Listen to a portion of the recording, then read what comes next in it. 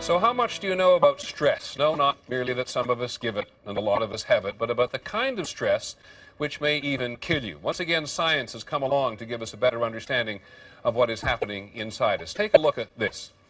That is a computer looking at the inside of the brain. Now, if we can stop it for just 1 second, stop it there. Thank you. This bit here, we missed it by just a touch, but actually we didn't manage to get it stopped. But that little bit around the center of the brain there is the place where stress has the most effect on the brain. And tomorrow in the New England Journal of Medicine, you could read some of the very best research pulled together on the effect that stress has on the whole body. But from us tonight, a closer look at how it is that stress can lead to something worse. First, here's ABC's Deborah Amos. You know the feeling. What is going on? A tough commute, your heart starts to pound. Trouble at work, blood pressure rises.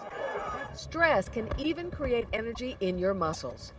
It's the stress response, when the brain sends a message to the adrenal glands above the kidneys, flooding the bloodstream with stress hormones. Then, thankfully for us, there's cortisol, which comes along later and helps to calm the system down and put it back together again. I have the right of way. Excuse me. Cortisol is in charge of cleaning up the mess after a big blowout of stress. Cortisol says, stop now. We're going to try to return things back to normal. Almost like a director yelling, cut. That all sounds pretty terrific, but scientists have found that cortisol on its own is a big problem, and too much cortisol is bad news for the brain and the body. If you're chronically stressed, the same cortisol, the same chemical, the same hormone can cause damage in various parts of the body. Using powerful imaging technology, scientists are only now beginning to find out how much damage high levels of cortisol can do.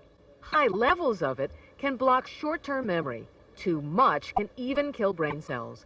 And the researchers don't know all the effects. High cortisol has been shown to raise the risk of heart attack, trigger asthma in children, and diabetes in adults, because there are cortisol receptors all over your body. It can even affect your body's shape. That's what a Yale study found. Here, volunteers are deliberately stressed. Count aloud backward from the number 1,687 in intervals of 23. A math quiz is one sure way. Time's up. Then cortisol levels are measured in saliva. If you have high cortisol, you're likely to have more abdominal fat, which is a big risk factor for disease.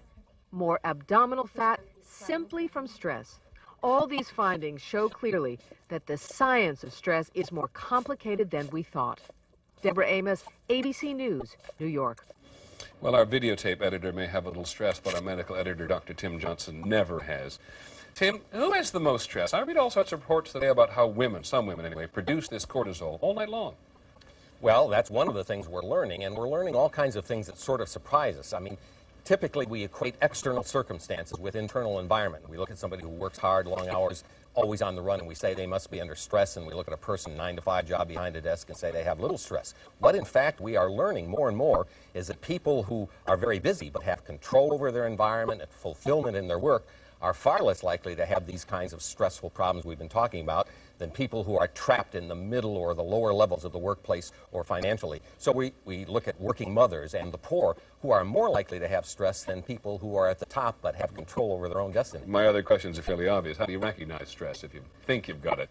Well, there's no simple blood test, and I say we have to really, in this case, literally trust our gut instincts. If our insides are boiling with frustration and hostility and anger, it's very likely that we are suffering the negative effects of stress. And very quickly, what do you do about it?